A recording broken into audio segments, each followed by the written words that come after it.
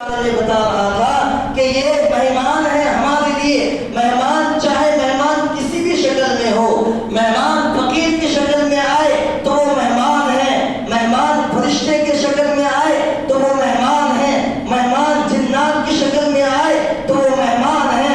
مہمان اگر کوئی درد مانگنے والا اور بھیکاری فقیر ہو، محتاج ہو، آپ کے دروازے پر آ جائے تو وہ مہمان ہے. اگر کوئی جانور مہمان کی شکل میں آ جائے تو وہ مہمان ہے. مہمان کے مہمان نوازی کرنا اور اس کی تمام ضیافت کا انتظام کرنا یہ ہماری ذمہ داری ہے. اللہ کے رسول فرماتے ہیں اول من اضاف ابراہیم، کہ سب سے پہلا شخص جس نے مہمان نوازی بہترین انداز سے کی وہ حضرت ابراہیم علیہ السلام ہے.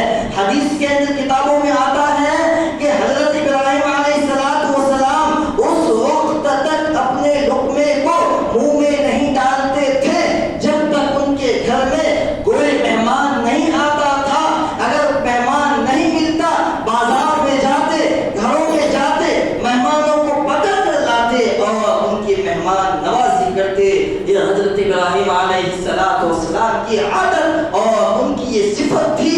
بلکہ 1,24,000 کم و بیش انبیاء علیہ السلام کی فطرت اور سنت ہے مہمان نوازی کرنا. اللہ کے رسول صلی اللہ علیہ وسلم فرماتے ہیں کہ میرے گھر میں اگر کچھ بھی نہیں ہوتا تو میں پڑوسی کے گھر سے مانگ کر کے میں مہمان نوازی کرتا. ابراہیم علیہ السلام کی مہمان نوازی کے اوصاف قرآن کریم میں موجود ہے، حدیث میں موجود ہے.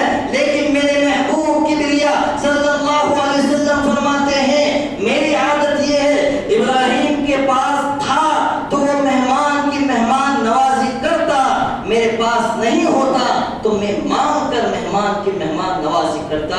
حضرت عبداللہ بن عمر رضی اللہ تعالیٰ عنہ فرماتے ہیں کہ میں مہمان کی آمد پر اتنا خوش ہوتا ہوں، مہمان کے آنے پر میرے چہرے پر مسرت کا اتنا ظہور ہوتا ہے کہ میرے باپ عمر بھی آ جائے تو اتنی خوشی نہیں ہوتی جتنا ایک مہمان کے آمد پر مجھے خوشی ہوتی ہے. اس لیے میرے دوستوں مہمان کی مہمان نوازی کرنی چاہیے. کوئی ضروری نہیں ہے کہ وہ انتظامات کریں اور باہر سے ان تمام چیزوں کو لا کر ان کے سامنے پیش کریں. نہیں، ماں حضر پیش کریں. کہنے کا مطلب جو گھر میں ہے وہ کھلائیں لیکن مہمان کی مہمان نوازی کریں. رجب کا مہینہ یہ بطور مہمان ہے. رجب المرجب جو ہمارے سامنے آیا ہے یہ خوشخبری لے کر کے آیا ہے. یہ رجب المرجب کہنا چاہتا ہے کہ ایک مہینہ بیچ میں شعبان ہے، اس کے بعد رمضان ہے. اے مسلمانوں تیار ہو جاؤ، اپنے کمروں کو مضبوط کر لو اور تمام تر چیزیں اپنے گھروں کی ترتیب منظم طریقے سے کرو اور بیدار ہو جاؤ ماہ رمضان کے لیے. اللہ کے رسول صلی اللہ علیہ وسلم بار بار یہ دعا فرماتے اللہم بلغنا اللہم بارک لنا فی رجب و شعبان وبلغنا رمضان. اے اللہ رجب میں برکتیں عطا فرما، اے اللہ شعبان میں برکتیں عطا فرما، اے اللہ رجب اور شعبان میں رحمتیں عطا فرما اور ہم سبوں کو رمضان تک پہنچا دے. وبلغنا رمضان، ہمیں زندگی دے کہ ہم رمضان سے ملاقات کر سکیں.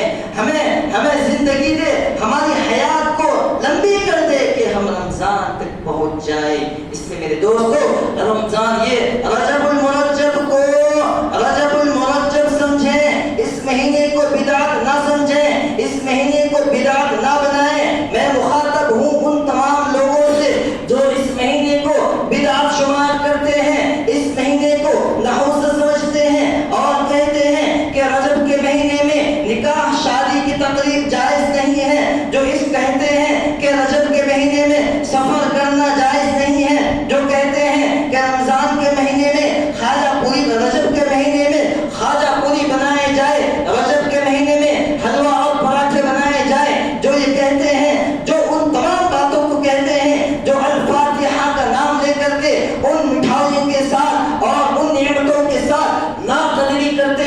میں ان تمام لوگوں سے مخاطب ہوں کہ یہ رجب المرجب نحوست نہیں ہے، بلکہ یہ اللہ کی ایک نعمت ہے، اس کو نعمت جانیں، اس کو نعمت شمار کریں۔ میں خلاف فاتحہ کا خلاف نہیں، میں مزار پر جانے کے خلاف نہیں کرتا، مزار پہ بھی جائیے، فاتحہ بھی کر کیجیے، لیکن قرآن اور حدیث کی روشنی میں فاتحہ کرنے والے اور کرانے والے ان تمام لوگوں سے کہتا ہوں کیجیے، لیکن شریعت کے مطابق، قانون کے مطابق، اللہ کے ضابطے کے مطابق، اللہ کے ضابطے کے خلاف نہیں۔ یہ رجب اللہ کا مہینہ ہے، شعبان میرے نبی کا مہینہ ہے، رمضان پوری امت کا مہینہ ہے۔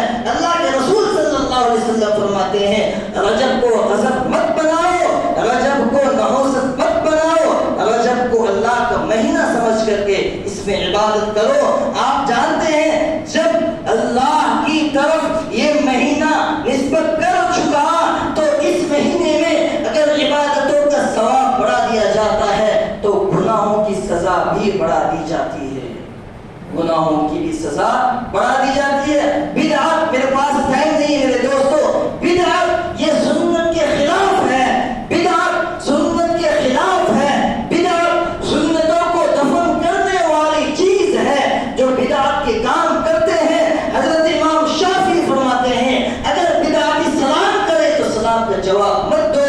حضرت امام احمد بن حنبل فرماتے ہیں اگر بدعت مر جائے تو اس کے جنازے میں شریک مت ہو۔ حضرت قاضی عیاض فرماتے ہیں اگر بدعتی کے جنازے میں شریک ہو جاؤ تو جب تک تم اس کو دفن کر کے آؤ گے تب تک تم پر اللہ کی لعنت برستی رہے گی۔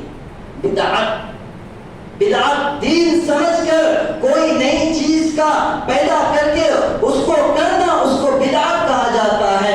دین سمجھ کر اگر امام صاحب جمعے کی نماز میں بجائے 2 رکعت کے 4 رکعت جمعے کی نماز پڑھا دی تو آپ لوگ کیا کہیں گے؟ امام صاحب تو غلط نماز پڑھائے۔ اگر امام صاحب ظہر کی نماز میں، ظہر کے نماز میں آواز سے قرات شروع کر دے، آہستہ قرات کرنے کے، تو کیا کہیں گے؟ امام صاحب نے غلط نماز پڑھائی۔ حالانکہ امام صاحب نے کیا کیا؟ آہستہ قرات کرنے کے، آواز سے قرات کر دی۔ امام صاحب جمعے میں 2 رکعت پڑھانی تھی، 4 رکعت پڑھا دیے، تو بہت اچھی بات ہے، 4 رکعت پڑھا دینا، عبادت ہے، عبادت ہے۔ تو یہی ہے میرے دوستو بدعت، یہی ہے۔ آپ کہیں گے نہیں امام صاحب غلط تو غلط، غلط تو غلط، شریعت غلط کہتی ہے تو غلط ہی ہوگی۔ آپ نے آواز سے قرات کیوں کی؟ جمعے کی 2 رکعت فرض ہے، واجب ہے، آپ نے 4 کیوں پڑھائی؟ یہی ہے بدعت۔ بدعت دین سمجھ کر کوئی کام کرنا، قبروں میں پھول چڑھانے کی اجازت نہیں ہے، اگرچہ وہ ایک اچھا عمل ہے، پھول چڑھانا ایک اچھا عمل ہے، لیکن زندے کو پھول چڑھاؤ۔ آپ کے باپ زندہ تھے تو زندے ہونے کی حالت میں آپ نے پھول کیوں نہیں چڑھائے؟ آپ کے باپ کتنا خوش ہوتا کہ میرے بیٹے نے میرے گردن پہ ہاتھ چڑھا دیے ہیں، پھول چڑھا دیے ہیں۔ مرنے کے بعد آپ اپنے باپ کے قبر پہ جا کے پھول چڑھا رہے ہیں، کیا ملنے والا ہے آپ کو؟ وہ تو فضول اور ناجائز اور حرام ہے میرے دوستو، حرام ہے، حرام۔ آگے اور بہت ساری باتیں ہیں، وقت اجازت نہیں دیتا۔ دعا کریں اللہ تبارک تعالیٰ ہم سبوں کے حیات کو لمبا کر دیں، انشاءاللہ باتیں ہوتی رہے گی۔ اللہ تعالیٰ سے دعا کریں کہ اللہ تبارک تعالیٰ ہم سبوں کو بدعات سے، رسم و رواج سے، شرک سے، شرک خفی سے، شرک ظاہری سے، شرک باطنی سے، صغیرہ گناہوں سے، کبیرہ گناہوں سے، ہر قسم کی جراثیم سے ہم سبوں کی حفاظت فرمائے۔ وآخر دعوانا الحمدللہ رب العالمین۔ جو حضرات سنت